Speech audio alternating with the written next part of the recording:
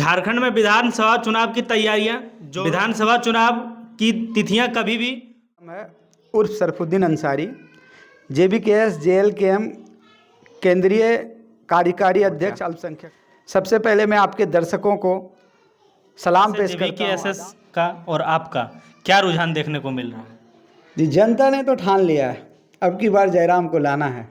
आप बोल रहे हैं कि जयराम को लाना है, यानी कि JBKS का सरकार बनाना है। लेकिन आप देख रहे होंगे एक तरफ भारतीय जनता जैसे बड़ी पार्टी परिवर्तन सभा कर रही है, परिवर्तन यात्राएं निकाल रही है, केंद्रीय मंत्री उनके पहुंच रहे हैं झारखंड, और दूसरी तरफ ये भी देखिएगा कि जो सत्ता में है वो अबू आवास बांट रही है, महिलाओं को 50 साल में ही पेंशन दे रहे हैं, मैया सम्मान योजना से 1,000 रुपये हर घर के हर महिलाओं के खाते में पहुंचा रही है। बच्चियों के लिए सावित्रीबाई फुले योजना चलाया जा रहा है, साइकिल वितरण किया जा रहा है। ऐसे में आप पर जनता कैसे विश्वास करेगी और क्यों विश्वास करेगी? देखिए, यहाँ की जन समस्या का आप है ना, बुनियादी चीज़ को समझिए।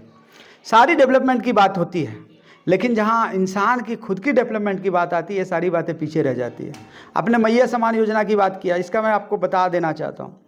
आप 1,000 सारे लोगों को दे रहे हैं, आप ये किस तरह का प्रलोभन है, आप इसको समझिए। तो एक एग्जाम्पल से, हमारे गांव में कहावत है कि हम मछली तो दे देंगे लेकिन दह नहीं बताएंगे। दह कहाँ, जहाँ से मछली निकलता है। आप 1,000 दे रहे हैं, हम आपको उसका स्वागत करते हैं, लेकिन आप रोजगार से लोगों को दूर क्यों रख रहे हैं? आप रोजगार क्यों नहीं दे रहे हैं? आप अब दूसरी तरफ बता रहे हैं कि झारखंड में पैसे की कमी नहीं है। ये बात भी हम लोग चिल्ला चिल्ला के कहते हैं कि भाई झारखंड खनिज संपदा से भरा है, 40% खनिज संपदा है। फिर यहाँ के लोगों को बाहर जाने की क्या जरूरत पड़ गई है? पलायन क्यों कर रहा है? आप उन समस्याओं को क्यों नहीं रोकते हैं? अगर शायद आप पलायन रोक लेते, शायद आप रोजगार दे दिए रहते, तो 1,000 की आपको ज़रूरत नहीं देना पड़ता। आप जितनी सारी योजनाएं निकालिए, हम सबका अप्रिसिएट करेंगे, लेकिन पहले आप रोजगार दीजिए, अपने लोगों को सम्मान दीजिए। आज ये झारखंड के लोग जो बाहर की दर दर की ठोकर खाता है मजदूरी के नाम पे, इसके लिए कौन जिम्मेदार है? यहाँ की सरकारें जिम्मेदार है। आप बात कर रहे थे रोजगार का, आप बात कर रहे थे झारखंड के पलायन के मुद्दों का, लेकिन आप ये देखिएगा कि जब 2019 में गठबंधन की सरकार बनी, वो भी पलायन के मुद्दों पर बात करी, वो भी रोजगार के मुद्दों पर बात करी।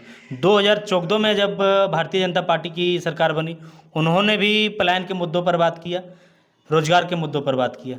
और आज एक JBKS नई पार्टी के रूप में उभर के आ रही है, लोगों का दिल जीत रही है, बहुत कम समय में लोगों के बीच में अपना वर्चस्व बना लिए, और वो भी आज भी वही पलायन का मुद्दा और रोजगार का मुद्दा बात कर रही है। समस्याएं खत्म नहीं हो रही है, पार्टियां खड़ी हो रही है, तो फिर जनता को आपसे उम्मीद है, विश्वास है कि वो आप इन समस्याओं का समाधान कर रहे हैं, कि आप भी सत्ता में बैठ के सिर्फ सत्ता का मलाई खाइएगा?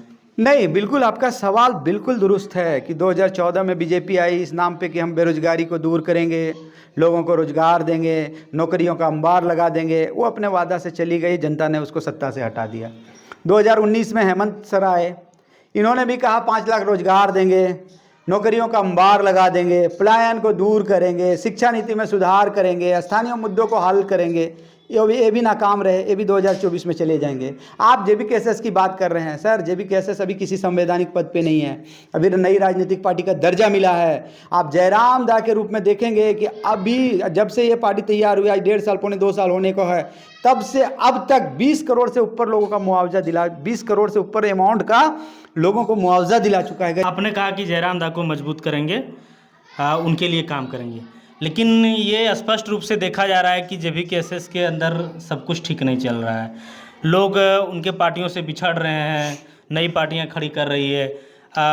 अभी ज़्यादा कुछ नहीं हुआ है, फिर भी भ्रष्टाचार के आरोप में लोग पकड़े जा रहे हैं। इस पर क्या कहेंगे? ये विपक्षी पार्टी द्वारा प्रोपेगेंडा फैलाया गया है भ्रष्टाचार का। ऐसा कोई मामला आया नहीं है, और अगर मामला आएगा भी तो पार्टी इतनी सक्षम है कि पूरे पारदर्शिता से इसकी जांच करेगी, और जो भी दोषी रहेगा उस पर कार्रवाई होगी। भारत की जितनी भी राजनीतिक पार्टियां हैं, सभी के नियमों से हट के इन्होंने एक नियम राजनीतिक पार्टी में अपना लाया कि जिन्हें भी कैंडिडेट या जो विधायक का कैंडिडेट बनना है, वो एक फॉर्म फिलअप करे, और उनका चार्ज इन्होंने रखा है।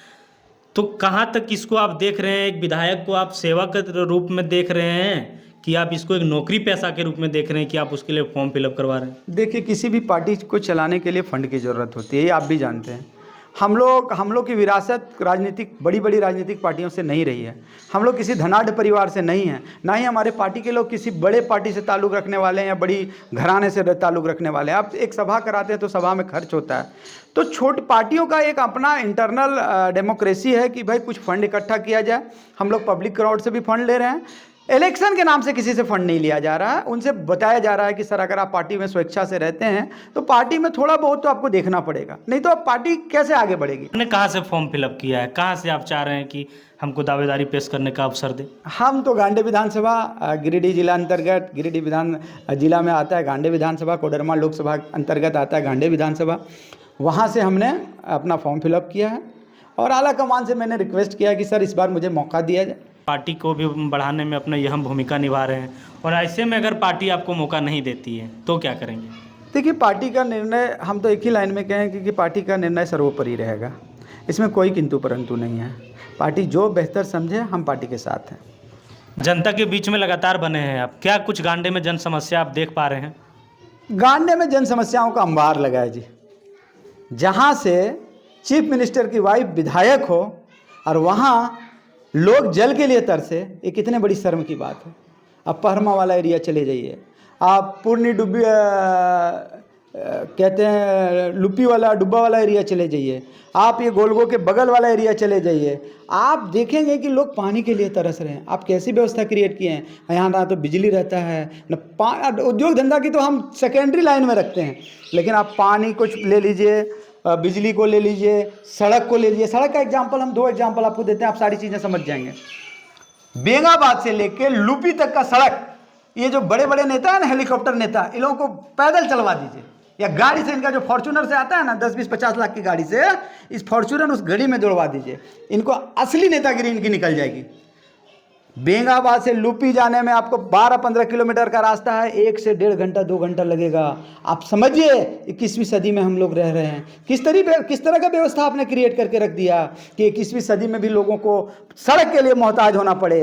दूसरा एग्जाम्पल आप ले लीजिए, छोटकी खरगडिया से बड़ियाबाद होते हुए, ये करतोका होते हुए बड़ियाबाद वाला रोड ले लीजिए, सेम वही सिचुएशन है। ऐसे नेताओं को शर्म आनी चाहिए। आपकी जेएमएम की सरकार है, आपके विधायक हैं, आपके मिनिस्टर हैं, आपका पूरा आला महकमा है, आपके सारे ऑफिसर हैं। आप ऐसे लोगों को नहीं तड़पा सकते, ऐसे लोगों को रोड पे नहीं रख सकते हैं। बिजली 2-2, 3-3 दिन गायब रहती है, पानी के लिए हाहाकार मचा है, आप उद्योग धंधा नहीं ला पाए हैं, अच्छा शिक्षा का मॉडल आप क्रिएट नहीं कर पाए हैं। उच्च शिक्षा के लिए आपने क्या किया गांडे विधानसभा में?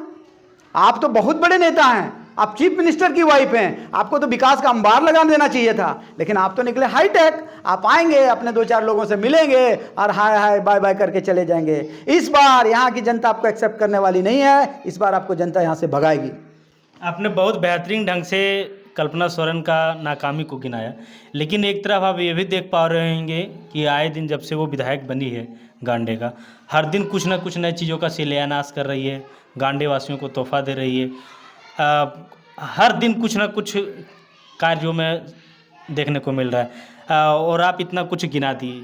ये कहाँ तक आप मान रहे हैं कि जनता आपके साथ देगी ऐसे में? मैंने आपको पहले ही बोल दिया, उनकी संज्ञा मैंने हेलीकॉप्टर नेता से दिया है। वो सुबह निकलती है और शाम तक फिर वापस चली जाती है। जनता से मिलना जुलना उनका नहीं है। शिलान्यास और घोषणाएं अपनी जगह है, लेकिन धरातल पे चीज़ें उतरनी चाहिए। अंतिम सवाल है, जनता जनार्दन से क्या कहेंगे आप? जनता जनार्दन से मैं हाथ जोड़ के विनती करूंगा, सलाम करूंगा कि इस बार आपको नहीं चुकना है। जितने भी JLKM, JBKSS के कैंडिडेट हैं, उनको सहयोग कीजिए, उनको वोट दीजिएगा। आप